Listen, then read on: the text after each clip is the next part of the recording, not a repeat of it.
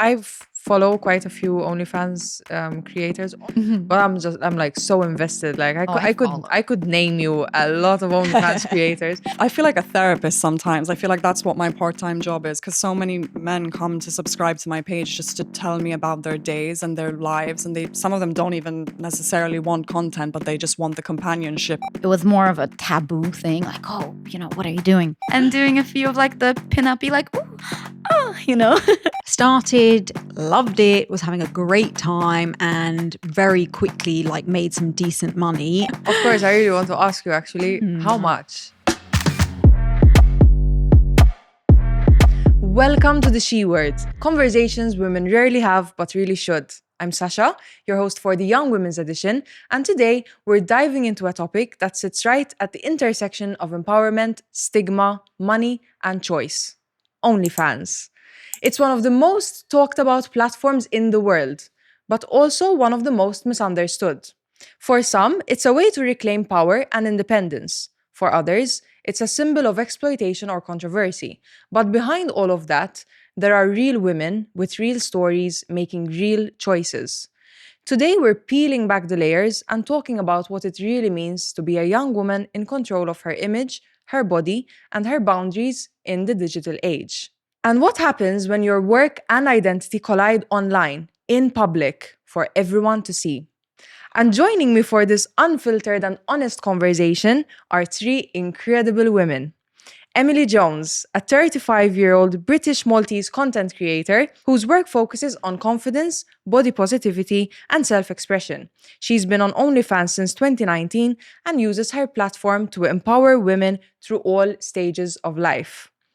Miss Rager, also known as Baked Slots. She's 28 and has worked in social media for almost 7 years. She's also involved in the legal cannabis industry, doing marketing work, and runs her own OnlyFans page. And finally, Undine Lover, 34. She's Malta's pioneer burlesque performer and producer, also known as the sensational siren of the Mediterranean. She's represented Malta on international stages and founded the Burlesque Academy Malta, teaching confidence and self-expression through performance. Wow, ladies, welcome to the podcast. I am so happy to have you all here on this table. So this is a conversation that I've been meaning to have, and I actually told Trudy this is more of a young women's conversation, and it has always been a young women's conversation because the majority of women on OnlyFans are actually young women. So before I dive into some statistics, I want to give you all a moment to introduce yourselves. And since Emily, you have been on the podcast, I don't even know how many times. Yeah, a few times. But this is the first time on mine. Yes, exactly. It's a first. So first can for you me start as us well. off? Exciting. Yeah, sure. So I think you kind of teed it up pretty well. I'm 35. Would describe myself as a full-time content creator, and OnlyFans is a part of what I do. I really try to focus on body confidence and, exactly as you said, showing women and also men how to be confident through every stage of life, the ups, the downs, and the in-betweens. And yeah, I've been on OnlyFans since 2019, and I've kind of seen it go through quite a few different phases. So I think at that time it was kind of really just starting to pop off. Then around COVID time, it really had a massive boom. And now I'm still on the platform and it's very oversaturated and you see a lot more creators on the platform. But I think kind of I'm really passionate about showing that you can do OF as well as focus on other things. And I just kind of feel like people are quite keen to put you in a box when it comes to OF and sort of just say, oh, okay, you're an OF creator. It kind of seems to mean something specific to people. Mm-hmm. So I'm quite keen to show that actually, creators can be multifaceted and you can do OF, but also do some other things as well, which is what I do. And yeah, happy to talk about it and hopefully open up the discussion to talk about the highs, lows, and everything else along the way. Mm-hmm. Well, a part of me, like you were in my opinion, I think one of the first ones, especially in Malta, I would say. Yeah, I mean, that's always how I remember it. It's like Miss yes. Jones. Yeah, I guess when I started, I suppose I did get into the platform quite early. And then, as I say, it had like a massive boom. And I feel like around that kind of time, there was a lot of interest in it. People were super keen on it. And that's why I think kind of when we first spoke about filming this episode, I was kind of like, well, what can we say that hasn't been said? So I'm really interested to kind of like open up the conversation and talk about a few different things maybe. For sure. And also perhaps how my perspective has changed a little bit, having been on the platform for a while. And Yeah, I mean, the aim is was definitely I to going with center the this? conversation within the context of young women, especially when I actually did some research. So turning over to actually the second youngest woman on the table today, which is Miss Rager. Tell us something about you. Tell us. So I've been on OnlyFans for about 4 years now. Originally I moved to the UK and got my degree in psychology. So I worked in HR for a couple of years. But I've always been really interested in content creation, and I've always felt very confident sexually and with my body, and have always kind of done private videos at home with like partners, and just always felt very sexually free in that respect. And I also work in the cannabis industry. I'm a massive cannabis advocate for medical reasons. So that's an avenue that I started working in, and they kind of go hand in hand in a way and allow me to both work on each thing at the same time. And they're both things that I'm passionate about. But like Emily said, I think every experience on OnlyFans is very different, and everyone has an opinion about it, that if you do OnlyFans, you're a certain kind of girl, or you're, I don't know, very easy or promiscuous or that kind of stuff. But I'm very much attached to the side of it being empowering and something that I can do for myself and I enjoy doing and sharing at the same time. It's not something that I'm like forced to do. OnlyFans brought on a massive shift in the sense that before sex work and sex workers were actually quite oppressed because some of them would actually be forced into doing certain things. Absolutely. And with OnlyFans, the choice comes from that woman. So she is taking ownership over her body and deciding to do this type of content herself. She's not being forced into it. So there is quite an empowering aspect. I mean, that is how I see it personally. But yeah, we're gonna dive into all of this there's and a lot more. to talk about with that, I think. Yeah. This gorgeous lady in front of me here. Hi. So I'm Undine Laverve. I'm primarily a burlesque performer. I perform, teach, and burlesque and produce burlesque shows. And for me, it's like the OnlyFans thing is a bit of an extension of what I already do. Because burlesque is the art of seduction, and it's the art of tease. And I love the feeling that comes with it. I love feeling confident. I love teasing. I love playing. I love the power that comes with it. It makes me feel really powerful, strong, and just really good. And I feel like, that little like building anticipation and teasing that comes with burlesque translates also really well into OnlyFans too. So for me, it's just a little extension of what I already do. And it is fun, and it does make you feel empowered, I think. And I think it's a conversation that people need to have, because I do think that there really is nothing wrong with it. And like you guys said, there are misconceptions, people are quick to judge, and everybody has their own experience. This is something I was thinking about saying from the start. Every single person has their own way of doing it, their own experience, and their own reasons for doing it. But I really think it comes from the person. And then, if you're not enjoying it, you can always stop. Like, I'm not as active on the platform as I used to be. But then every time we have this conversation, I kind of get excited again. And I want to go. It reignites it for Yes, you. it reignites it. So last time we spoke about this, and I was like, oh my God. Because it is fun, though. It is fun, and you're doing it for yourself, Yeah. not really for other people. So like if you think about it that way, it's a nice thing to do. I think we're off to an amazing start already, but I do want to mention these statistics because they do kind of frame the situation a bit. So over 60% of OnlyFans users are between 18 and 34 years old. So that's quite a number. And that breaks down roughly to 9.6% who are 18 to 24 and 31.3% who are 25 to 34. Most creators are young women. Approximately 85% of creators are aged between 18 and 35, and around 70 to 80% of the creator base are women. So, predominantly women on the platform, hardly any men, I would say. I mean, I don't think I've actually ever met a guy who told me he does OnlyFans. I don't think there's anyone, even in the Maltese context. There was. Yes. Interesting.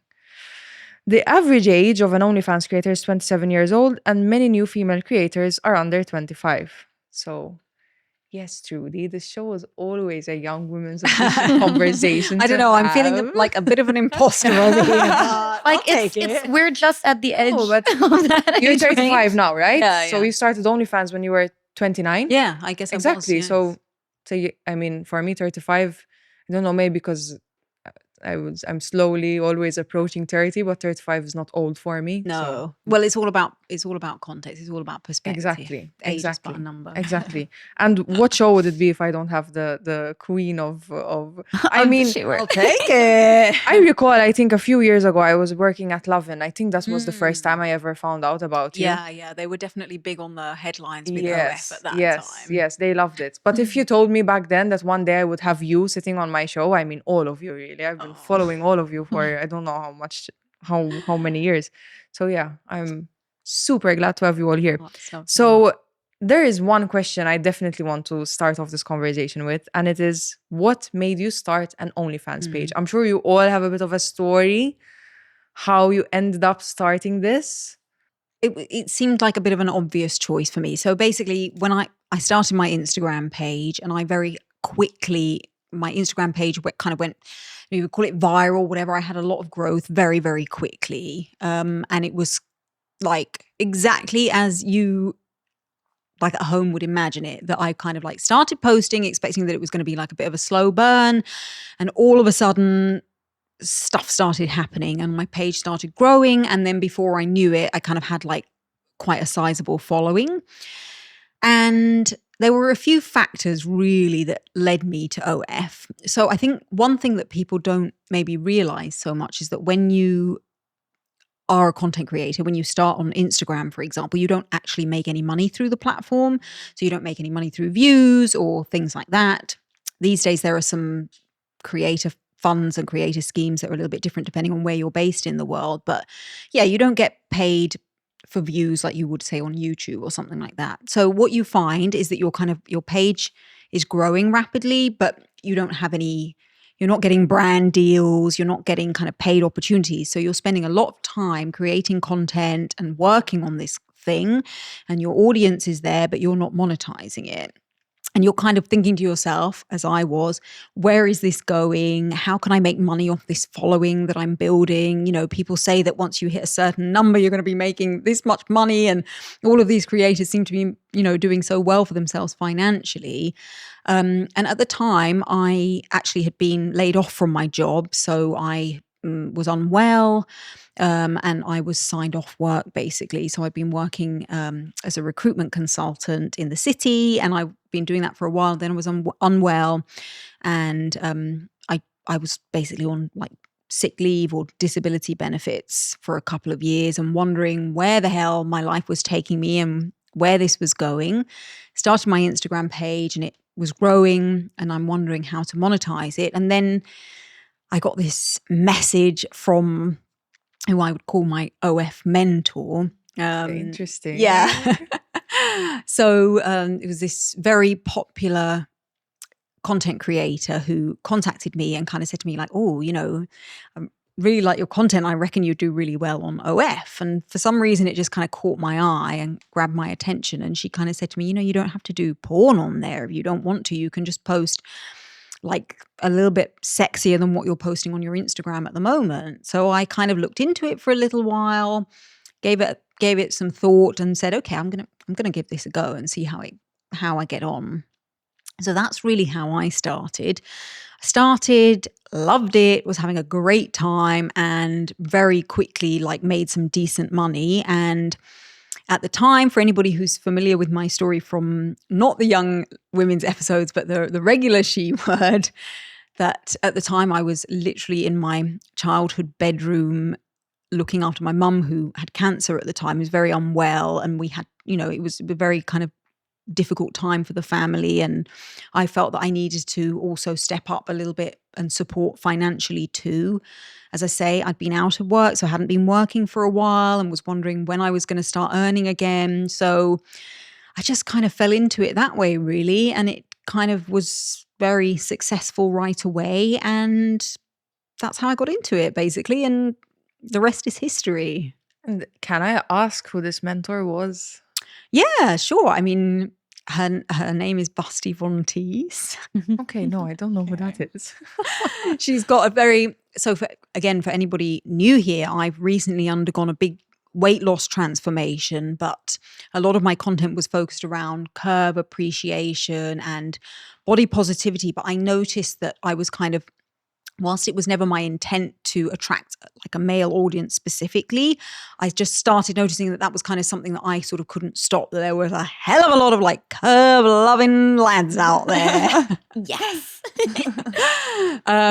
So I kind of sort of felt like, okay, well, what am I going to do with this audience, and how am I going to, make a thing out of this, and how can I make some money? And that's what it led me to, basically. And she was really sort of a big figure in that space. So she obviously kind of felt that I would do well, and that's how it started, basically. Yeah. Wow, okay. Yeah. Busty Von Teese. Busty Von Teese. Yeah.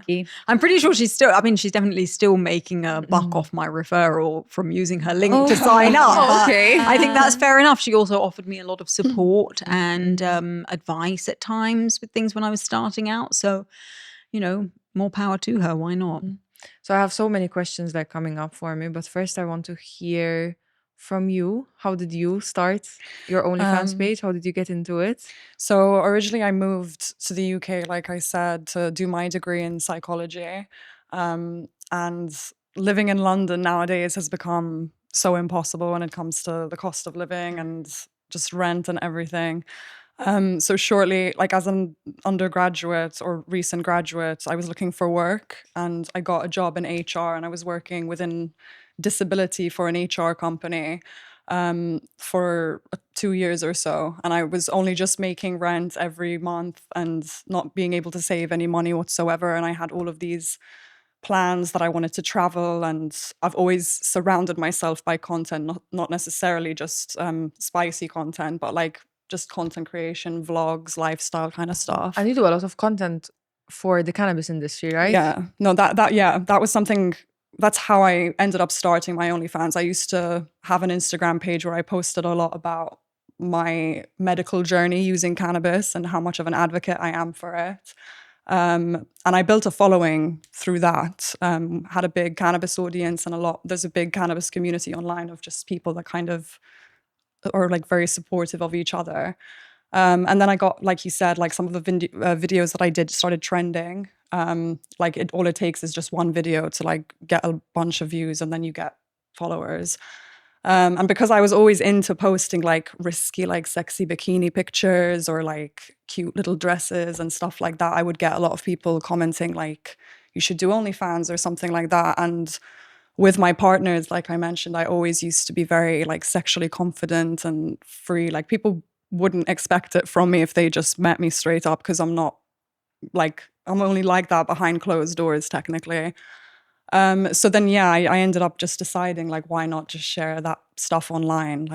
Everybody kind of does it differently. Some people share more than others. Some people share less. And I've always felt very proud of the content that I make in that respect. And it hit off, and I was able to make money and quit my HR job, which to some people obviously might not be, you're not making the best decision kind of thing. But I was just prioritizing myself and wanting to do the things that I want to do that I absolutely would not have been able to do without without starting OnlyFans and making that kind of money. So now at least I'm able to save money, travel, and also work on my absolute passion, which is cannabis, and being an advocate and potentially starting a business in that in the future. Take care and enjoy good health. Browns, empowering wellness by providing convenient and innovative health services.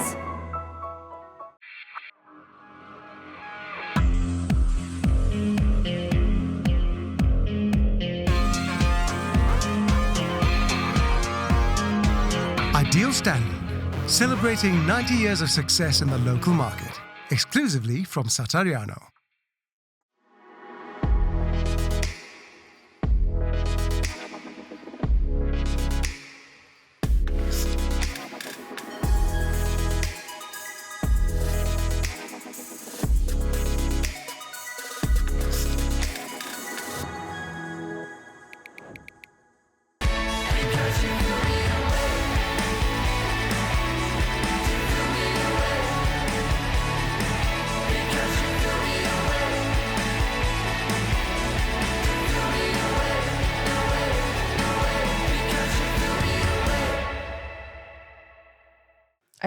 I find that for a lot of people, a lot of creators as well, like going on to OnlyFans is like a reclamation of power. It's like, as you said, like you are prioritizing yourself, you are prioritizing making sure that you can have access to the things that you need to have access to by doing something that you enjoy doing. Yeah. Like I felt very miserable doing HR, and I just kept on questioning myself. Like, I just got a degree. Like, is this what life is? Like, just working a 9 to 5 and breaking your back and lining the pockets of an employer, basically, and helping your employer pay off their loan when you could be making that money and buying a house a lot sooner. So that was just my mentality for it. And life is like a rat race, like a lot of people say. So some people may not agree with one's life choices or like life paths, but you're only living your own life. So in my opinion, it's just like, go for it if it's something that you're confident doing and something that you're okay with, as long as you're okay with it, kind of thing. So here we have kind of you are a full-time content creator and you're doing OnlyFans for also full-time, but you're a bit different. So OnlyFans for you is more of a side hustle kind of thing. Burlesque is your main thing. So tell us about that. Some things that you said made me think about it, because I just thought about it now, and something I was talking to someone about today. But since I was very young, because I was always like very curvy and always out there about it, because I started doing burlesque very young. So obviously I was getting noticed for that. And back then, when you think about like 15 years ago in Malta, it was like, it was more of a taboo thing. Like, what are you doing? So I got approached quite a few times to do different sort of risque things like that, like even, pornography or whatever. But I never said no, because I never wanted to do it on someone else's terms. And then I was doing burlesque and it was going really well. And then COVID happened. And during COVID, I didn't start during COVID, but a lot of my friends did. And I was seeing them doing it, and it looked like fun, but I wasn't sure. And then when we were getting out of COVID, I got sick with COVID, and I was at home for 2 weeks, and I was so bored. I was so bored, and I was like, oh, what am I going to do? And it was the start of a new year, and I was like, let me try.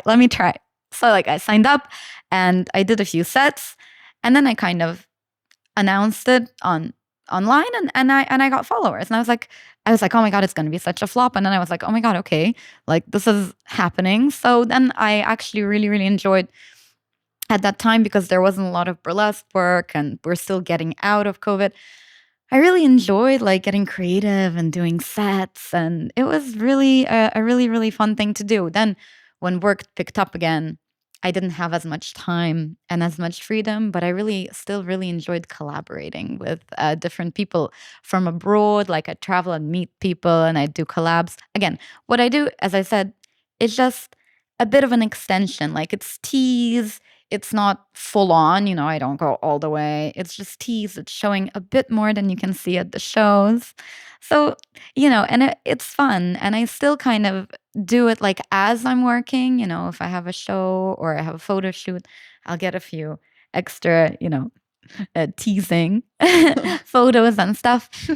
I do enjoy it. And I kind of do think to myself that it's a nice way because it's on my terms. And that's the thing. When you do OnlyFans, it's on your terms. Nobody's making you do anything. You're not signing any contracts. You're doing only the things that you want and the things that you enjoy. You know, dressing up as little Rudolph for Christmas and doing a few of like the pin-up-y like, ooh, oh, you know, things like it's silly, it's fun, and it was good. But of course, my priority is burlesque and it takes a lot more time. So whatever I do, it's always kind of along the way. It's never going to be my main thing just because I don't think I'll ever have the time to fully put in all that work. It's not that I don't enjoy it. It's just that, you know, there's only so much of me that I can spread. Yeah, but a little bit here too. And I think as well, like your content is always going to have a burlesque vibe to it. So you're kind of bringing something different as well to the table. I mean, the burlesque vibe, but also like the fetish vibe, because I produce fetish or I create fetish events with some partners. So, you know, and I've always been into fetish fashion and kind of personally into fetish things. So I like to bring that into it. And there are a lot of people who are very into that. And I'm known for that too. So it's like a very cool thing of burlesque and fetish colliding. And that's nice too. Yeah. To have these different sides of me that I can express. When you started your OnlyFans, I mean, the two of you, I don't think you were actually based in Malta, right? No, absolutely not. Yeah, I was. Yeah, I Yes. was pretty much here at the time because my parents, who passed away now, but at the time I was with them and really kind of dealing with my mum's cancer situation. So yes, I was in Malta most of the time. So you did kind of come into it within the Maltese context, and Malta tends to Yeah. be quite close-minded. Like, what was the reactions that you got? Did you feel judged? Like, what were your family's reactions, your friends' reactions? Well, with my family, I did sit them down before I started doing anything and kind of floated the idea with them, explained what it would be, and sort of kind of said, like, you know, is everyone okay with me doing this? Because I think I'm going to do it, kind of thing. And they were pretty open to it. I think maybe, you know, they were curious and wondered, like, what does it mean and things. And I think kind of there was like a conversation with my dad at one point where I was like, oh, because I'm doing this and that. And he kind of said to me, you're an online prostitute then, basically. And I was kind of like, oh, okay, I'm not sure about that description. So it was kind of it was kind of interesting. But I think like my dad certainly was very entrepreneurial. He always has been. And I think kind of like when he saw the opportunity of what I was doing with it and how it was kind of really changing my life situation, literally from 1 month to the next, where I was, you know, unwell with a disability, wondering where my life was going out of work and thinking to myself, I really have no idea where this is going or how I'm ever going to kind of make money again. And then all of a sudden I was like, listen, you know, in a couple of months I've done quite well and I've earned this and this from nothing. You know, I mean, I'll never forget, he kind of was like, oh, Fair Okay, enough. then. interesting. So, of course, I really want to ask you actually, how much?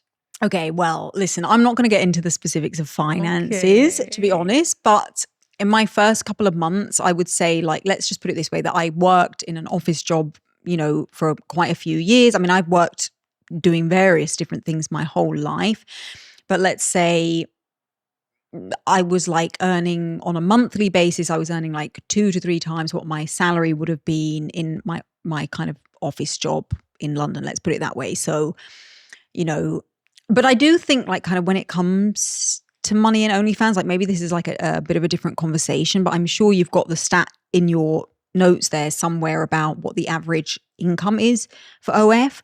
And I think like people always assume that if you're doing it, you're like raking in, you know, because you hear these crazy stories about Sophie Rain. Yeah, Sophie Rain, Cardi B, a Bad Bunny. crazy. Like, Yeah, it's yeah. definitely not I Bad think Bunny. it's definitely not Bad Baby, but okay. it's hard to Showing my actually age. build it to that level. Like, Yeah, you need it's to have hard. the followers. It is, I exactly. think people don't realize as well when it comes to people like Sophie Rain. Like I've had conversations with people being like, oh, like, why don't you just do what Sophie Rain does, like, and just make millions? And it's like, it's not that simple. Like people like Sophie Rain have agencies and teams of marketing that are taking 60% of her earnings, and people aren't aware of that. And there's so much that actually goes on behind the scenes to the point where what she mentioned, you're no longer in control of it. So she okay. has someone whispering in her ear, do this, you need to do this TikTok video, you need to do this TikTok trend. And it might even be stuff that she's not necessarily comfortable with doing. So I think that there's a specific line, and I know big creators like this tend to set the standard because they are the trending videos, and obviously the conversations that happen, and you're just like, oh, people are making that much money, but there's levels to it, and there's teams behind it. Like she's not obtaining all of those earnings that are being professed. So- Absolutely not. Yeah, and also I think it's like really important for people to realize that obviously she has a massive social media following. Yeah. Yes, yes, So yes. that kind of goes hand in hand with it. Like For I would sure. say that, okay, not for everybody, but for most people, if you have a massive social following and then you start your OF, you're going to make like some residual income. You're going to make like decent money from it, just from the fact that it's just numbers, right? Like, yeah, because people are going to sign up at the very beginning, at least to see what you're doing. yeah, exactly, At out least. of curiosity. And then a lot of people will stay and some will go. Yeah. And then other people will come. And Yeah. it's, I mean, I never made the big money, you know, because I did it like on the side. But it's still okay. It's still nice. Like, you know, props. Thank you. But it's kind of like, I feel like people just think that somehow by just starting an OF that you're suddenly going to make money, and it does not work that way. Absolutely. And not. definitely like these days, my goodness, I mean, it's so oversaturated. Like it's actually quite hard to like, you know, make a decent amount of money. I know people like kind of like to talk about it in terms of like, it's not work, it's not this, that, and the other, but like it does take time. It's a business effort, like and- any other. Yeah. You need to look at your statistics. You need to constantly be checking what's selling, what's not selling, and just keeping tabs on everything, and like still so much constantly work. marketing, promoting, chatting. Like there's just so much that goes into it that people don't realize. They just think like, oh, you just take some sexy pictures and just sit on your ass all day and do nothing. You don't make any money doing that. Like, Just that, yeah. You need to put yourself out there and put in the work, and there's a lot of it. Like, yeah. Yeah, I mean, content creation can be draining. Right now, you're answering questions I haven't even asked. Yeah, yet. yeah. I want to go back to what we said. Yeah. Yes, okay, yes, go for I it. wanted to say that like when it came to me starting, I didn't really talk to anyone, just my partner at the time, who was like, do it if you want, you know. And then when I said I'm like, I made this much, like, oh, okay, cool. Why didn't you, you know, start before you can invest? Like, okay, cool. But my parents are really cool. My parents take part in my shows. You mentioned your mom. My mom Yes, is your mom's a incredible. queen. My mom's amazing. She like takes part in my shows. Everyone knows my mom. She's like, you know, she's like dancing always. Someone asks something, she'll like do a pose. Like my mom's incredible. Like I think my mom should be on the show. honestly. And Trudy was like, I want your mom on the show. My mom's super supportive, and she doesn't like really like, she knows about it. She doesn't really ask questions, but like if I need her to take some photos or something, she's there and she'll do it. You know what I mean? And I don't really talk to my dad about it. But yeah, my mom's incredible. My partner's incredible. Like, do you want to take some photos? I will as well. So she's amazing. Like, I'm surrounded by people who are, and I think like in my circles, in the burlesque circles, it's so normal, you know. And sometimes when you're in that bubble, you forget that there is the outside. So as long as you're in your bubble, you're kind of happy and whatever. And then when you hear some stuff, you know, like when we went on Malta's Got Talent, people are like, oh, they're just taking their clothes off for attention. And I was like, really? Do people still think that?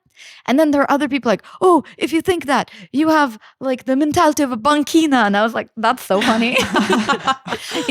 But yeah, so Great. there are going to be opinions on all sides, but thankfully in my bubble there's just so much love and support.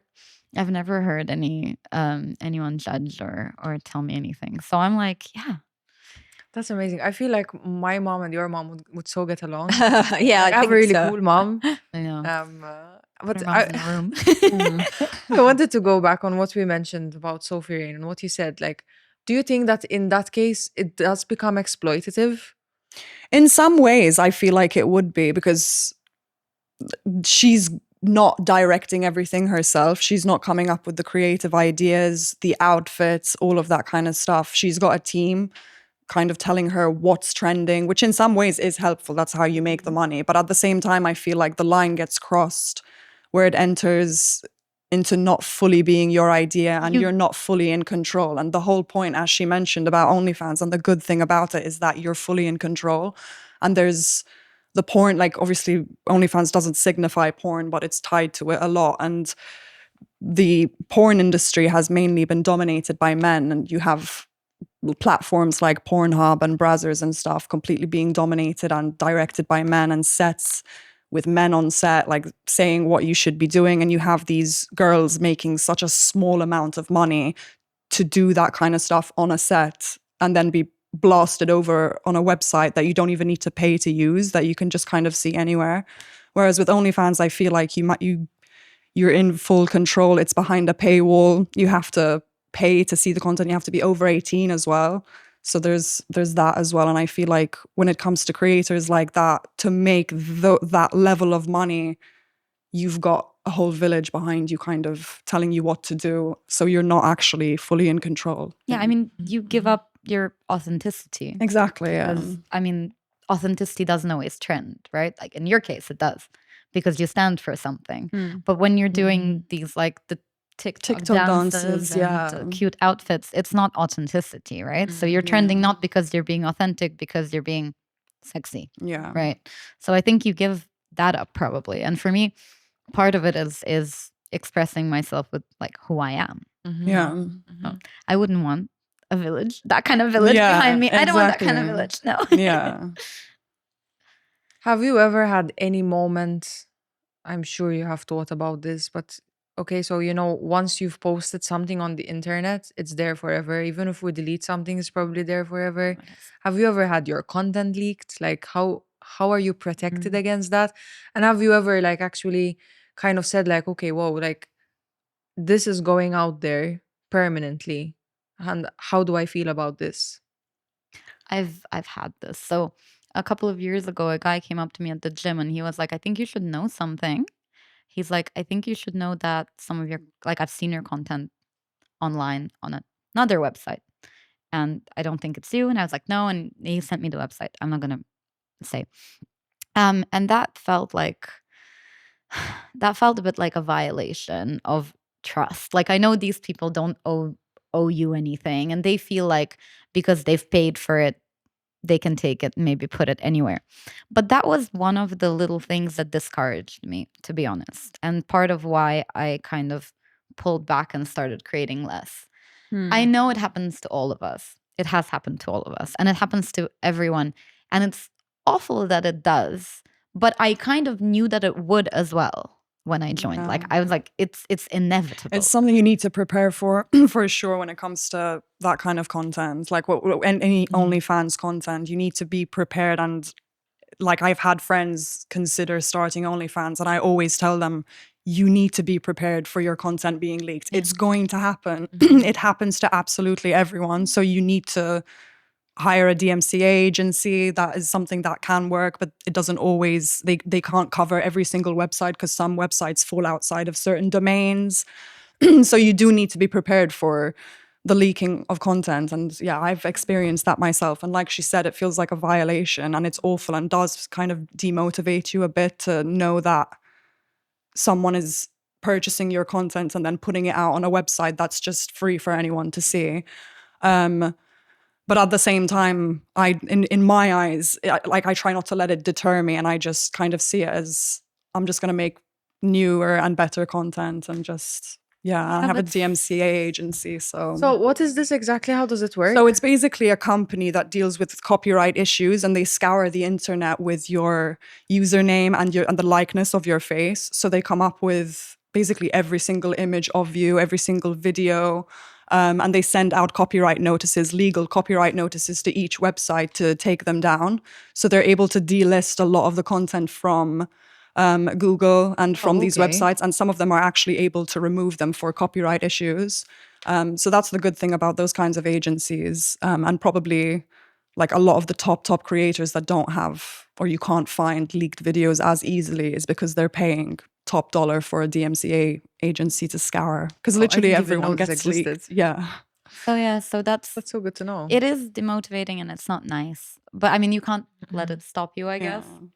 But yeah, it doesn't feel good. It definitely doesn't. Especially in a place like Malta, I feel like dealing with leaks when you come from such a small island and everyone knows each other, it becomes such a like big topic of conversation, and it's just like there's so much gossip on the island that it's just. I know that there are WhatsApp groups. Telegram groups, WhatsApp groups that are sending around specifically Maltese creator videos to each other, and it's these groups of people. We probably know who these people are. We are the fairer sex. They are the other one. Who still like to share. You can't say men, Hey, men. Well, maybe like slightly controversial take here, but obviously I've do tell. Well, I don't know. I just kind of think like, okay. Do you think it's promo? Yeah, I think it's there is that side I agree with. I think it's promo, but I also just think it's just like, do not start a page if you think that's not going to happen to you. Like you can't take all of the pros without any of the cons. Like it's just something that happens. Of course, it's not nice. I agree with everything that you've said. It does feel like a violation. Now, having been on the platform for a long time, I've received many a message like that, saying, oh, just to let you know, and it's often, I feel, a way to kind of like open up. I feel like sometimes people send you those things to open up conversation because they think it's gonna catch your attention. Or I've got like, I just saw your leaks, and I'm like, oh yeah, block. Now you can't see anything. But I would say that that's one thing. For example, I very clearly remember kind of like the first time I heard about it, and I was like, goodness, and I remember feeling very hot and thinking nervous, to myself, oh God, this is, oh God, kind of thing, and stressed about it, and actually speaking to my mentor about it and saying, what's the situation with this? And she was kind of just like, it happens to everybody. It's just part of the thing. Don't worry about it. You're going to get some new followers and subs from it anyway. So there's a silver lining to it. There's definitely a silver lining to it. I mean, I agree that it's not, I mean, listen, nobody wants that to happen to you, but it's kind of like part of it. And I just sort of think to myself, if you're putting the content out there, just be aware that whatever you're sharing, you don't know these people. You have no idea where it's going to go. It's probably going to end up online somewhere. So whatever you're doing, you've got to make sure that you're comfortable with. And I think that's a really hard line to just make sure that you're very aware of what you're doing, and also that your boundaries may change throughout your time on the platform. You might kind of like start out saying, oh no, I'm never going to do this, and then decide that you want to do it, or perhaps start with something and then decide you actually don't want to do that later on. So it's a very kind of delicate thing, and I feel like people really need to give it a lot of thought before they start, for sure. And I feel like, again, all this chat about this kind of like big bucks and things, it totally blurs people's vision with these things. They just think, whatever, I'll see how it goes. And it's also very easy, I feel, and maybe, you guys can tell me how you feel about it, but I also feel that it's very kind of tempting to push those boundaries. For example, when you're kind of on the platform and you're feeling really good about something and somebody's like, oh, but can't you just do this? And maybe that's like not within your boundaries. So I feel like you do have to be quite a strong personality to be able to handle it, keep your boundaries firm, and really like know where it's going, and also to just be prepared that your stuff's going to leak. Like it will. Of course, there's things you can do about it, but it is really I consider it to be an inevitability. It's like part and parcel, right? And the first time you hear about it, you're like, oh no, who's gonna like want to see my content now because it's been leaked? But like you said, you can do better, newer stuff. Yeah. But one thing I'm very good with is keeping my boundaries, like because my burlesque is so important for me, and I know that there are certain lines I cannot cross. So people are like, oh, but I'm like, no, sorry, this is it. Like this is what it is, and it's not anything else. I can do other things, but within these limits. Periods are part of the game, but they don't have to throw you off your game. Try new Always Platinum for up to 100% leak protection, faster absorption, dry feel, and it's more cushiony, so you can focus on your game. It's a new Period, always. We know when we need to take that pause, that break, but we feel guilty for stepping away from our partners, kids, and work. We feel like we need someone's permission to have something that we simply deserve. The She Word has partnered up with Myoka Spas to give you just that, your permission to take time for yourself, the time you wouldn't usually take, but really should. Use code word SHEWORD for 10% off any individual treatment when booking online at myoka.com, or enjoy 10% off any gift box in store with gift vouchers over €100.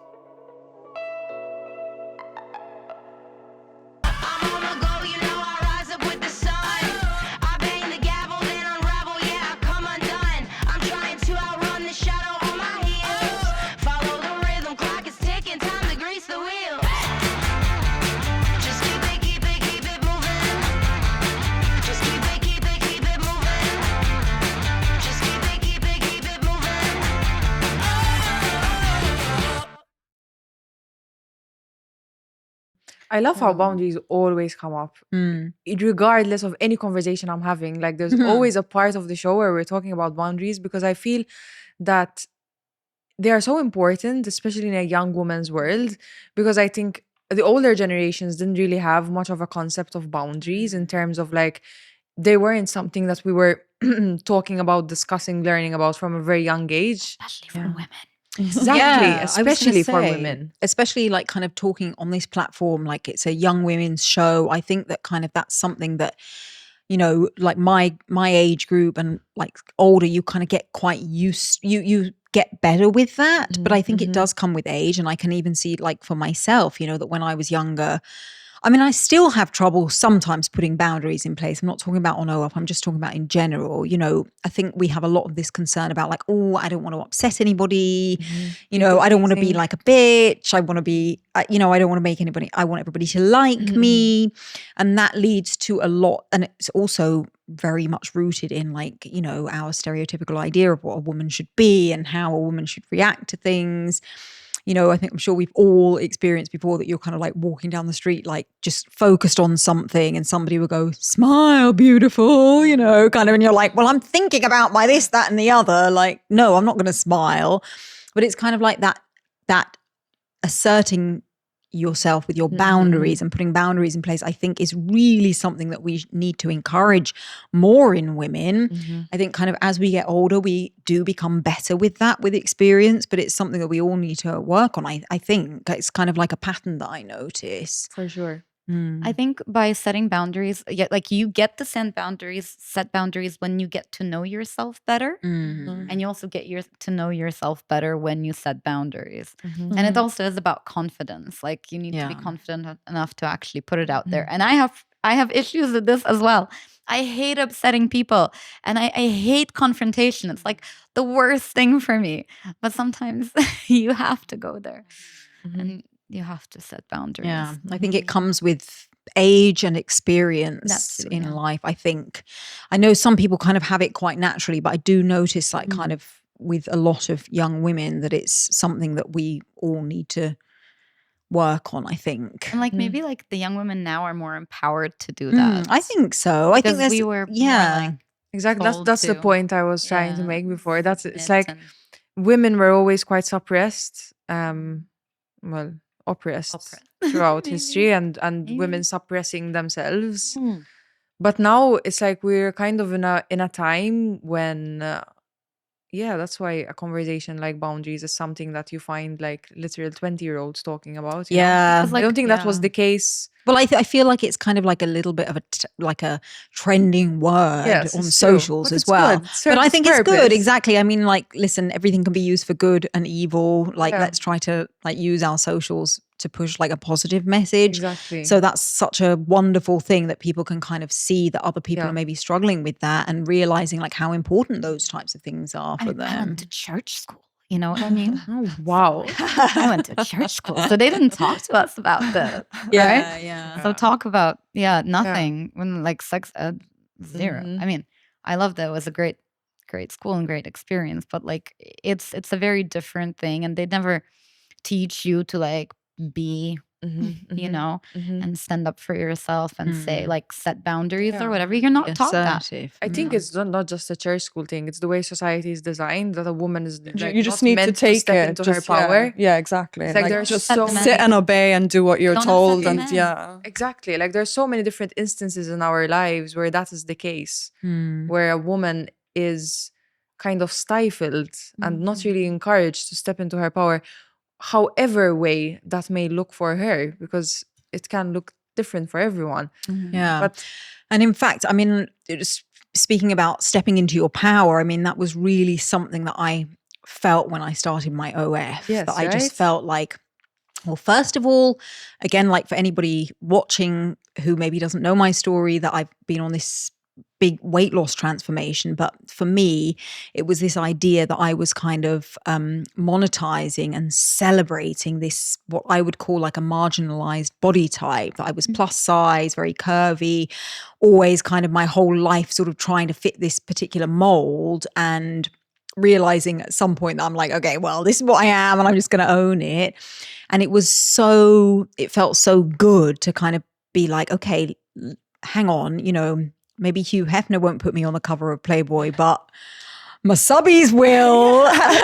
you did it so beautifully as well. So it feels so empowering to kind of realize that everything that society has taught us that is attractive about, you know, how to be an attractive woman or what an attractive woman looks like, and then kind of being like, okay, well, I'm none of those things, but here I am. And yeah, actually, I'm hugely successful at doing this thing and monetizing who I am. It was just very, I don't know, it felt very sexy and very empowering and kind of a bit like a middle finger up Yeah. I shared to the patriarchy in a way. I shared a lot of your content on my Burlesque Academy of Malta page, because I'm a big advocate for, you know, body positivity, and I promote that a lot, because like when I was a kid, I always wanted to dance, but I didn't get into the Royal Ballet Academy, you know, because they were like, she's going to be short and stout. No, thank you. You know, and I always wanted to dance, but I never thought I will until I found burlesque, where like all bodies are celebrated. Curves, all type of bodies. And this is the thing, you know, and people message me and they're like, oh, but do you accept bigger people? I'm like, yes, come, you know, this is it. Like you can be in any shape or form and it's celebrated there. And this is part of like where, you know, I'm like, yeah, you know, we celebrate everything. Yes. And I felt accepted, and you know, you don't have to fit a certain mold or you know, and that's great. It that's is so empowering. And it's also just kind of, I feel like it's very interesting to see the like response from the audience, from men, for example, let's say, who are buyers on our OnlyFans pages, because you kind of feel like, I don't know, I even feel like that sometimes with my regular content on Instagram, that I'll sort of like be talking about, for example, at this stage of my journey where I'm talking a lot about my loose skin journey, it's kind of led to certain insecurities, maybe if you want to call it that, you know, I wouldn't have had before. So everybody just assumes that you suddenly become much more confident when you lose weight. But, you know, confidence is a very personal thing. It's very much about your own experience.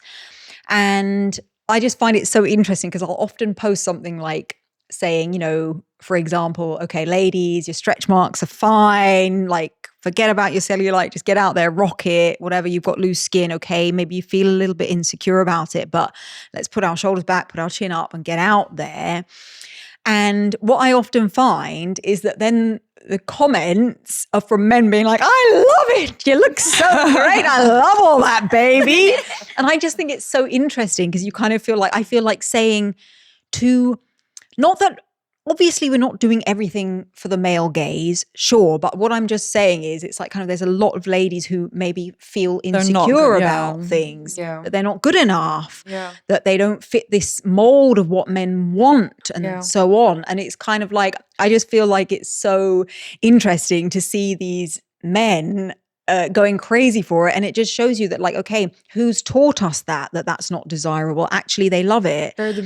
We are, as women, we are chained by the beauty standards. Yeah. I mean, precisely. It's not actually men who want us to look that way, Exactly because right. what I've learned is that there is a man for every woman, in the sense So like true. any way a woman looks, whether she's a bit more curvy, whether she's skinny, There will be someone you who will like find it. men who Men are adore you kinky, however like you they are. have their fetishes and stuff, like and deeply. also, So like, not just for example talking about like stereotypical body types, like people have an hourglass figure or who have big boobs, big hips, big bums, things like that.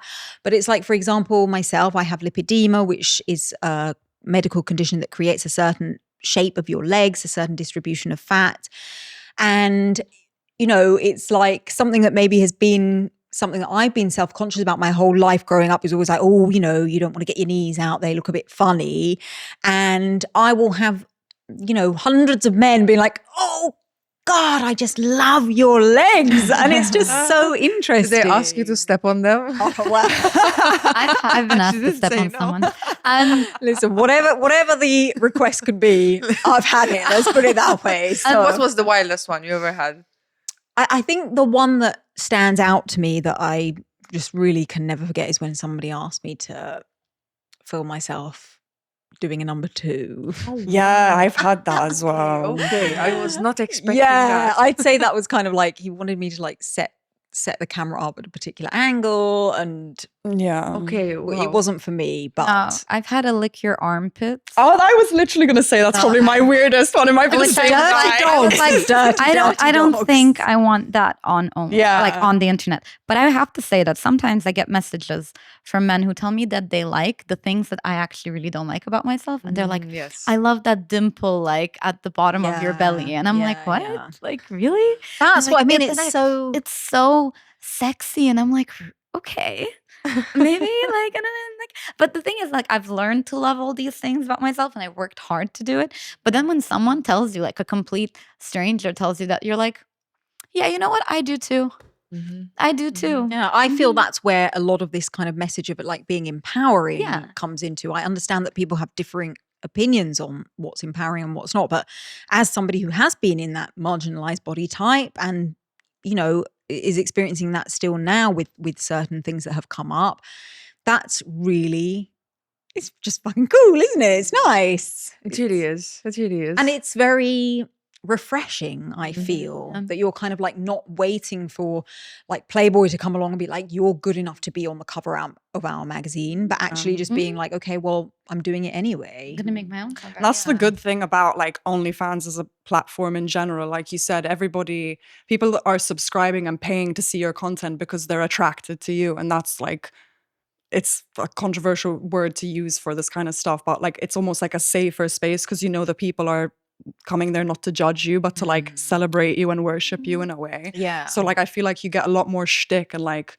negative comments from places like Instagram and TikTok because Oh, you've just yes, got these totally. like keyboard warrior men like commenting stuff like that. But then on actual OnlyFans, they're invested in you and they're absolutely obsessed with your body, even if you might be slightly self-conscious about But some women things within too. yourself. I've had women too. I Yeah. just want to say, People like, don't realize there are a lot of women, I couples, get women like, too, couples yeah, and women, and yeah. I love women. So for me, it's nice that I get women too. Yeah. The women pay almost better, like tip better, in my opinion, than sometimes. men. Yes. So it's not Yes, just in my men. It's not experience, just men. yeah. I want to. Oh, no, it's really put definitely it out No, not. no, there. totally. I mean, Definitely not. I've follow quite a few OnlyFans creators on Instagram. I don't actually have anyone on OnlyFans. I've never actually used it, but I'm like so invested. Like I could name you a lot of OnlyFans creators. I think also something that like is a really big part of OF as well, though, besides the content specifically, is that it does give you like an opportunity to communicate with a creator that you're really Exactly. interested That's in. what a Yeah. lot of people don't understand. They're like, why would you do OnlyFans when there's just Pornhub? You can just go on Pornhub, or you can go on Yeah. Playboy and look at a naked woman. But that's the Yeah. point of OnlyFans, is that it's a personalized thing. You get to actually speak to People the girl. want to talk to Interact. you. Yeah, People want to talk to you. exactly. People don't talk to Yeah. me. They get to talk to you. Yeah. And like sometimes they just want to, like, literally, I've got people who have been following me for years and we just chat. They're like, oh, you know, this happened in my life and like this has happened recently and I did this last week. And how Yeah. are you? You know? Yeah. And they just want to like talk Yeah, about that. I feel like a therapist sometimes. I feel like that's what my part-time job is, because so many men come to subscribe to my page just to tell me about their days and their lives, and some of them don't even necessarily want content, but they just want the companionship of like So your chatting to degrees someone. coming in handy. Yeah, literally. I get My to use my degree is degree. being used. Literally. That's a bit funny when you think about this whole thing that there's going on the internet right now about the male loneliness epidemic. Yeah. Yeah. That's actually a bit hilarious. I mean, yeah. Listen, people want to be heard. Yeah. You know, we're all looking for someone to understand us, to hear us. I just didn't think men actually seek it from OnlyFans. They creators. do. Oh, absolutely. They do. But the thing is, I can understand it because, you know, like sometimes when you're watching someone's videos and you kind of like get a bit of a I know you. Like I know you. pseudo And now it's like, social. now you What's know it me called? too. Yeah, parasocial. That's what they call it, Yeah, a parasocial relationship. So yeah, there is kind of that element of sometimes I'll be like kind of, you know, you sort of come across somebody on your FYP or on your explore page and you think this person catches your interest, and then you suddenly go and then you're binging all of their videos, and do you never think to yourself, oh, I'd really like to have a chat with them, or oh, they seem like a really interesting person?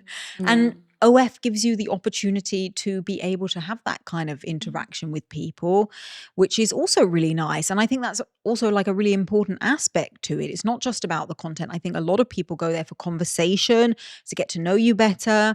It's like, you know, I've got like a big Instagram page. So sure, someone slides into the DMs. It's quite hard for me to maybe notice it. But if you're on my OF, obviously I'm going to give you priority. You're Yeah. my customer and I'm going to, you know, I'm going to like pay more attention to you. So Yeah. that's also like an aspect that I think maybe a lot of people forget about. No, For I had no sure. idea about this, to be honest. I'm learning a lot like right now. But before we were talking about boundaries, and I was just gonna slide into the next bit, but then we got a bit carried away. What's the furthest you've ever taken it? I mean, I do everything on there. So I've always filmed. I've started my OnlyFans. I don't know if I mentioned this, but I started my OnlyFans originally with my ex-partner. Told him it was something I always wanted to do. We would film videos and I would just be like, these are so good. Like, I just want to put them on the internet. They're actually really good. So we just came to the like agreement we would start an OnlyFans together, and it picked up and was so much fun to like go to different countries and film videos and stuff like that. So that's where I'd probably say I've gone the furthest. But there have obviously been custom requests that I've been like, absolutely not, I will not do that. Like, Any wilder than the one we mentioned before? there is a lot of like poo fetish, which is very strange, yeah. Or like so pee. weird, I mean, man. that's like a given one, like pee fetishes. But like, yeah, any bodily fluid stuff like that, I'm not ever gonna do. And that is definitely like, that's too much for me. But yeah, I mean, I do love sharing my content with my partners, and that is something that a lot of people think about with OnlyFans. You think you're super promiscuous, whereas like there are so many people that just do it with their partner and just film content with their partner and make it out like they're being with multiple different men. You have to like market it that way, because otherwise it's like people aren't going to subscribe to your page. Basically, I'm giving away a lot now. I'm giving away. But yeah, that's that's the furthest I Okay, we think keep I've the gone. mystery, we keep the Yeah. mystery. Yeah, I just do a little bit more than the shows. So, yeah. But that's me. That's my boundary, because I mean, I have to think about my career as well. But it's, you know, it's still, I do like tasteful nudes where I don't show everything, Mhm. but I like thinking about body positioning, posing, covering a little bit, I think you have quite an artistic approach. I mean, seeing how look I at you. can do it. So like I'd be showering and then turn around, I'm like, oh, but you can't see that, you know? And kind of like I like to tease until I reveal as well. So I think it's really nice. Yeah. I like building up. I like sets that build up. I like videos that have a build up. And I think it's nice because it also builds anticipation, which is where burlesque comes in. And I'm happy I have the skill to do that because it's fun. Yeah. Yeah, and I've done with other creators. I've done with other girls, only with girls because that's kind of what I'm into. So I do content with other girls, but again, in my case, it would be just that. That's nice. It's nice. Well, I would say definitely a big fan of keeping the mystery over here. So subscribe and find out. Yeah. But I would describe what I do as I don't do I would say I don't do porn, but I do like Playboy style content is Okay. how I would put it. That's kind of how I see it. I see it as a little bit like a digital Playboy style thing. But I kind of like the idea that my boundaries are that my boundaries change, and I feel like I'm kind of quite happy to understand that what I want to do one day might be different to what I want to do the next. And I'm kind of like trying to go with the flow of that. And sometimes something comes up that I think maybe I wouldn't have thought that I would want to do that. But after some thought, I decide that actually that sounds like fun. But everything I do, I'm a solo girly. So everything I do is solo. Okay, so we've never done anything with No, I've someone? never done anything with a partner before. So that's kind of quite different for me. But I would say that I don't do porn, basically. But yeah. I love the way you say porn. Porn. Pornography. Something about the way you bounce makes me want to keep you around my mind. My mind, mind. Something about the way you sound shakes me up and makes me get down on my. I just feel alive. 1, 2, 3, 4. Oh, I got that lifestyle, I'm fierce as hell. That blended top model, that husky fast throttle. Living it up, you know I love it. It said I just feel alive. 'Cause all I got is what I am and I'm on fire. And what you want is what I am, baby, that's fine. What all the kids said, I just feel alive.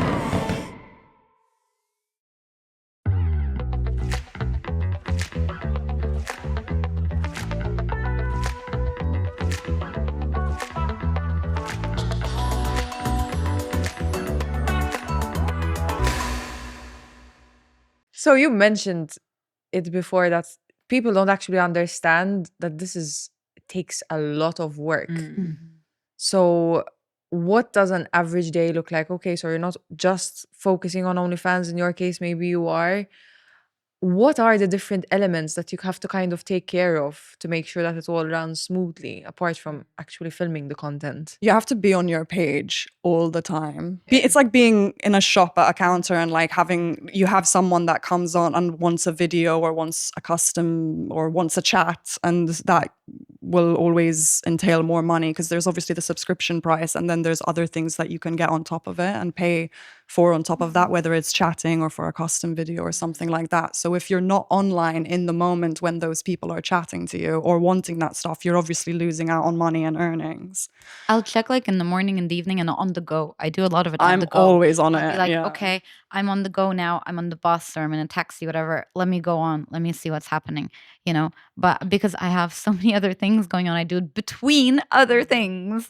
Yeah. So there's less No, it's time. difficult. Like I can't always be. Yeah, I get a lot of people complaining to me, like my partner or like my mom or friends that I'm hanging out with, just like you're always on your phone, which obviously it's a problem for anybody that you don't necessarily have to do OnlyFans. Like if you have a digital job, you're kind of always just glued to your phone. So I think that's like a problem with it. Like I'm just always on my phone and I need to have time away from it because I'm on my phone chatting, there's editing, there's promoting. So it's just, I don't even want to look at my screen time. I can't even imagine what it is. It's, yeah. And do you manage to like schedule that time like for yourself to kind of This is the thing like that I find very difficult and in some ways miss the structure of a 9 to 5 because you have the job to go to and then you come home and you kind of like let loose and relax. Whereas with this, you're kind of working in your own time and like you're working your own hours, but there's that added pressure of if you don't work, you're not going to make your money or you're like your earnings are going to fluctuate. I think as content creators, we can all relate to the fact that you never have time off. Yeah. As Yeah. long as your phone is there, Yeah. you're always going to be answering messages, checking Yeah. things, posting stories. Like Yeah. vacations are like Yeah. the most like busiest times on my page. Like when I'm posting bikini pictures on a beach is when I'm like making the most money and have to be on the page the most like most often. So as a freelancer, I relate as well. It's like I have to be so like vigilant with myself. In fact, like Yeah. I normally do it in the morning. It's like before I deal with anything, it's like when I wake up in the morning, I take a glance at my phone. I'm already seeing so many messages. I'm like, Yeah. nope, this is I not get s- happening now. I get so overwhelmed. First, I have at least an hour for myself so You need that to I can switch off, gather yeah. some kind of, like also energy to even just deal with the world, to deal with people. I get so overwhelmed. Like I see so many messages coming from this, from that, from this, and I'm like, and then there's the OnlyFans on top of it. So I get just, I get really. And I think But- we're living at a time that's kind of unprecedented as well, that it's like we're always expected to be available. And this is especially even more if you actually have a job online. So it's like Yeah, if I'm it's not getting back to you, intense. I'm sorry. I'm just overwhelmed. Yeah, I need that tattooed on my forehead. Put in my Instagram bio ASAP because I feel like I just ignore so many people because it's so, I literally find it too overwhelming. Yeah. So sometimes I'll be like, oh, okay, I'm not even going to open that conversation Yeah. thread because I You always can't. get back to me. Oh, I was there thinking we the same go. thing as well. I'm like, oh, I'm honored. Well, I often feel sometimes that I think to myself, does that person think that I hate them because I haven't replied to their messages? But I just find it kind of like opens a can of worms sometimes that I'm like feel so overwhelmed with things to do. But I think, that we can all relate to that, being online or not. It's kind of so.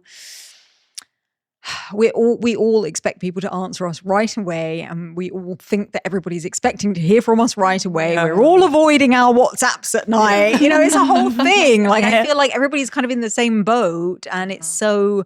I think we just kind of like need to learn how to manage it, and guess what that comes down to? Boundaries, right? That you're like, okay, well, I didn't answer you last night, but that's fine. I'll get back to you when I have a when bit I'm of a cutoff online. point. Like That's past good. 7 p.m., probably not going to get an answer from me. Could be Wow. anyone. But then it depends. If it's a friend who needs my help, obviously I'm going to answer if I see my phone. But I try to kind of schedule my own time with that because otherwise you just never going to get No. off. Not really. It's like dinner, home time. Yeah, I have been trying to be better with it, but it's really hard. And I think kind of like also that aspect, like you're talking about, like when you're on holiday or traveling and things. Yeah.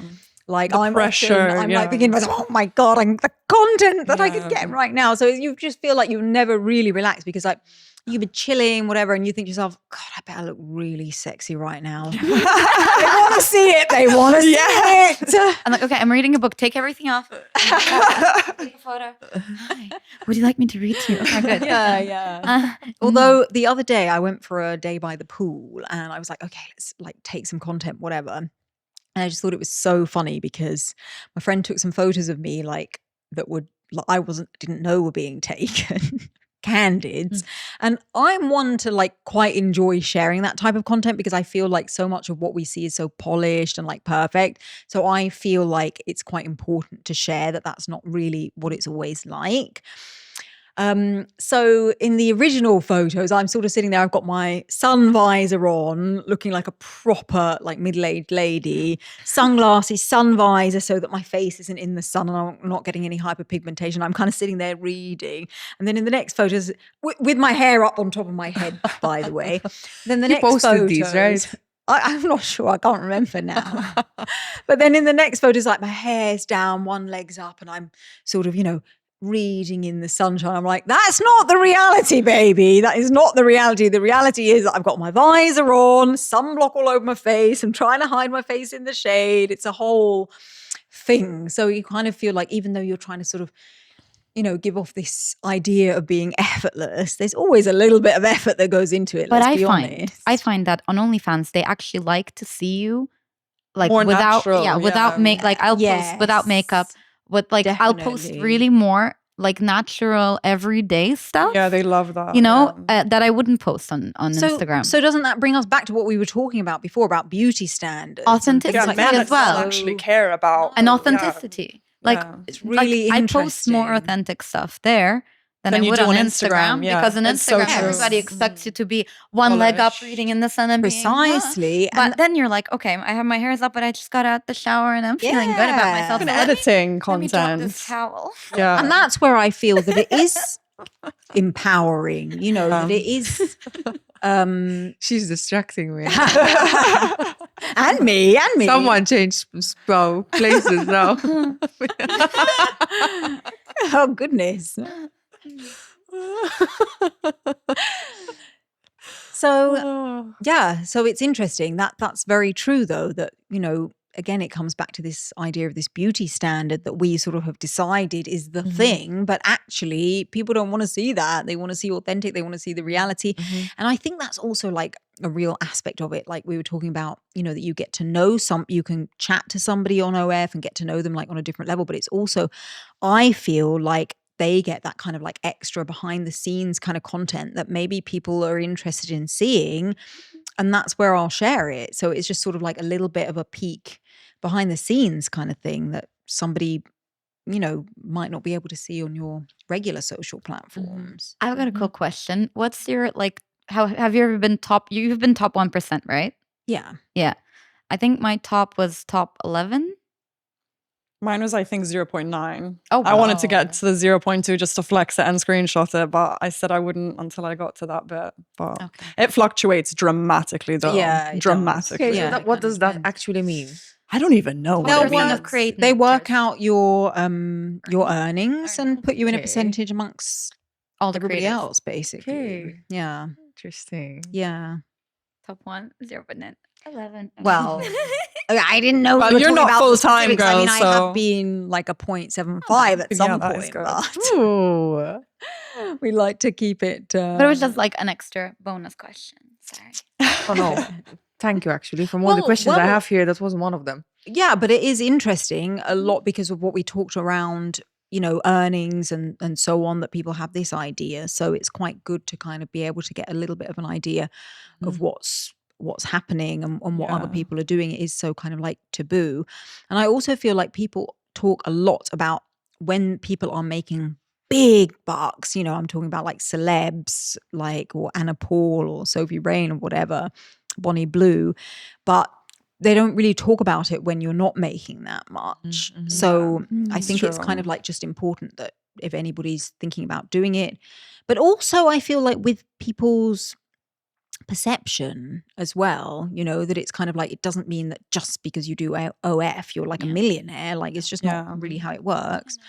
And also, the fact that talking about on the day-to-day of it, you are running a business, you're self-employed, you have to pay your taxes. It's not just like something that just kind of comes out of the air. You have to deal with it like you're managing a proper business. Yeah, people definitely don't take that seriously enough when they see that you do OnlyFans and they don't realize, like, oh, it's not a real job. It's not a real job. It's like, I paid a lot of taxes this year. So yes, it is a real job. Like I'm doing my part I'm doing my bit and I'm contributing to society by paying my taxes, which is what everybody else has to do. Well, I And- felt like that was like a big thing for me that I kind of at the time was sort of like thinking to myself, what's the backlash? Like I was on disability benefits, I couldn't work, and I was wondering how am I going to kind of like get back into working society and contributing again, and that was how I did it. So as far as I'm concerned,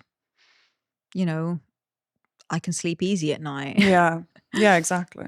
So, what's one misconception that you wish people would stop believing? I mean, we have mentioned quite a few misconceptions. Yeah, Yeah, I I feel think like so. the conversation has flowed Yeah, quite slowly towards naturally. the end. Mm. So, but if there was something else which you would think people really misunderstand about OnlyFans and about what you do, what would it be?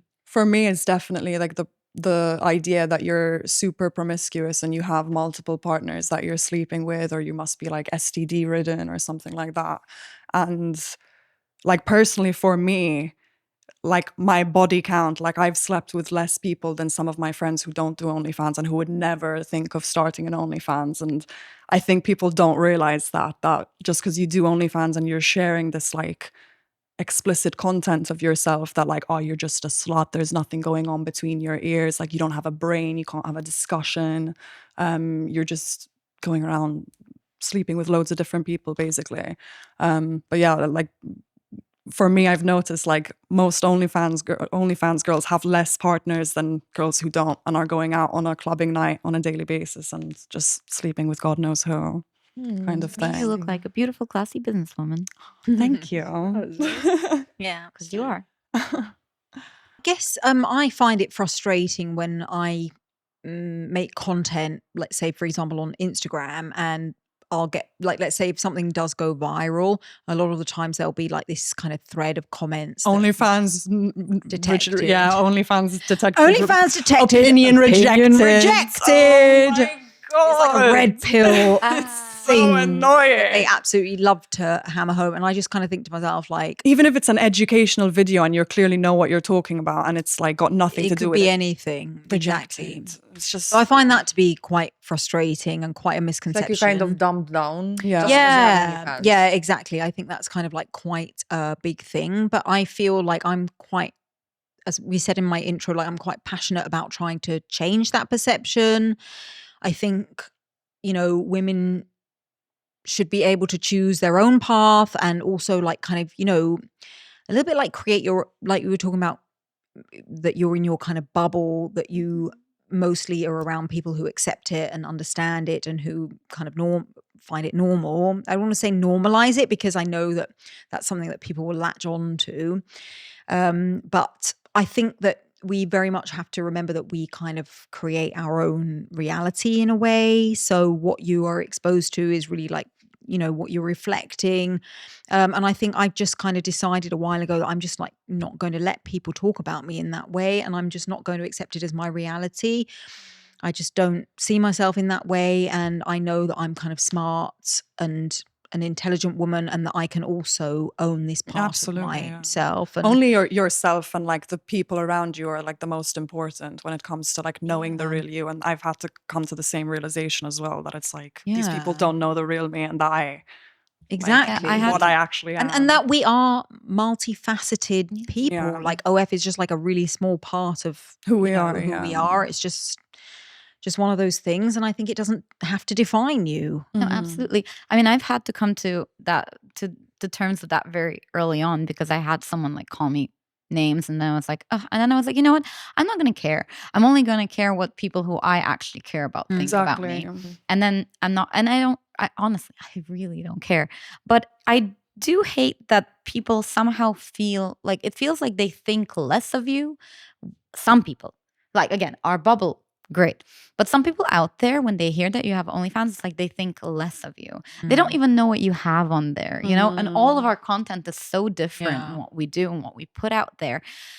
So it's like judging by the cover, and not really reading deep within and seeing what's inside. So I think that maybe, the misconception that like, oh, it's like a tramp stamp, but it shouldn't be, because it doesn't define you. For me, it's like one of the many things that I do out there. And for me, it's all about promoting, well, like men as well, but mostly women, and women's like, right to be out there, to show themselves and to feel proud of what they are. And part of it is not being afraid to show yourself even in that way too, I mean, the female body is one of the most beautiful things I can think of. So, not share it would be a bit of a crime, wouldn't it? Yeah, it's a content monetization platform at the end of the day. You can decide to do on it what you like. I mean, there's plenty of people on there who don't do anything adult whatsoever. Yeah, there's cooking videos on there, Oh, and yeah, people there's, selling their gaming videos. There's Yeah. OFTV. And my Yeah. friend and I have done that. My friend's a professional chef and a Playboy model, and she does OnlyFans. And she does cooking on there. Yeah. OFTV is another platform, and they have comedy on there and all sorts Yeah. of All things. kinds of things. So I So- think that the reputation is changing a little bit. But I they're feel they're, like they're doing that to change the reputation. That it's not just that. Yeah, More yeah. inclusive, I guess. That's not just porn, you know, because that's and it's not anymore. You know. Yeah. yeah. So, before we close, I want to ask each of you for your closing words of wisdom. So, I always do this at the end of every show. And my question to you would be, what's one thing you wish people knew about women who create content on OnlyFans? Or else, what would your advice be to someone who is looking to start an OnlyFans page? So, any kind of words of wisdom. I mean, you have given a lot of advice. I think this is a really good show for anyone who wants to start an OnlyFans page. I would definitely say to think about all of the prospects of starting it, and don't just start it with the idea to make money, because if your main idea and main aim is to make money, it's not going to go well for you. And if you have doubts about, oh, I want to do this, but I'm worried about this. Like, if you have doubts to begin with, don't start it, personally, in my opinion and from my experience. Because people don't realize how much actually goes into it and how mentally draining it can actually be in some ways. But yeah. You need to be ready to go all in. Yeah, absolutely. And it's been, with all of these trending videos, like we mentioned, like Sophie Rain and all the, like, it's been blurred a lot about how much money you can actually make on there. And I know people will just be like, oh, I'm just gonna do it this year and then hope to buy a house by next year. Like, it doesn't work like that. I mean, I want people to know that I've met a lot of amazing women who are on there, and I want them to know, like, how amazing these women are. You know, they're smart, they're interesting, they're funny, and they're doing it just because they're doing it. You know, it's like a thing that they do. I don't want people to think that it's just a pretty face and, you know, a nice body and that's all these girls have, because I know that it's not all these girls have. They have a lot more. Oh, yeah. You know, like a lot of the women I've met that are on there are amazing. And yeah, probably the advice is, like, as we said, it's not that easy. And it is oversaturated now. It is so oversaturated now. There are so many people on it. Just, you know. Yeah. So, yeah, if you want to do it, you have to be prepared for the fact that it's really oversaturated and that it's not an easy thing that you can just do. And if you're not putting in the effort, you're not making the money. Absolutely. Which for me is like fine. But for some people, if they're hoping to make money but without any effort, then it's not going to happen. It's definitely not a quick buck, I think, that people expect that it is. A lot goes into it. And I think people should be very aware of the pitfalls that come with it, and just know that whatever you're putting out there is probably going to be around forever. And just to be very aware of what you're getting into, and to understand that whilst it's not as taxing perhaps as going in for your 9 to 5 in an office. I mean, I've done all of that myself as well. So I can kind of see both sides of it. But at the same time, it can give you some freedom and flexibility. But there are also a lot of other things that can give you that in life too. So I think, you know, don't think that you're going to turn to it to make a quick buck. But if it's something that you want to do, then give it some careful thought and properly do your research, and know that it's going to be out there and that you are going to have that kind of associated with your name. And I think you do have to be quite a strong personality to handle that, to be honest. Anything on the internet, I think. Yeah, definitely. I think if you make a video and it accidentally goes viral and you're not expecting it, and you've got a small account. Digital footprint. Digital footprint. Mine is forever. awful. Jesus, I can't even imagine what my digital footprint is. So, Well, yeah, hopefully some words of advice. And, you know, again, like, I just can't hammer on enough about women being multifaceted and OF creators being multifaceted. It doesn't mean that that's the only thing that people can associate with you. And I personally want to work, you know, have been working really hard to show that you can be a lot of different things, and that women can be a lot of different things, and that you don't have to be put in a box. You can actually do different things. And guess what? We're on a spinning rock that's flying around in the universe, and who cares? It's really not that deep. Yeah. But, you know, make choices that work for you, and try to eliminate everybody else's opinion. But also don't feel like you have to be a certain way to do it. Like we said before, you know, you can do it whoever and whatever you are. yeah. And just as long as you like project a bit of confidence and self-love, oh yeah. you know, You've got to think- own it. And if, yeah, and you that's the gotta other own thing. who you are. Yeah. And again, authenticity. Yeah. That's it. So maybe that's it. Maybe if you're just authentic and who you are and you don't mind showing a bit of that, a bit more of that, then maybe it is for you. You talking to me? No. I'm just making eyes at you because they're pretty. God, the chemistry on know, this right? table is crazy today. Well, on that note, ladies, I can't thank you enough for coming on here for this conversation. Emily, Undine, Miss Rager, thank you for showing up today with honesty and a bit of mystery on this side, but plenty of info from this side. And yeah, hope to see you next time on the She Word, the Young Women's Edition. And ladies, cheers. Thank you all for being here. Cheers. Thanks for having us.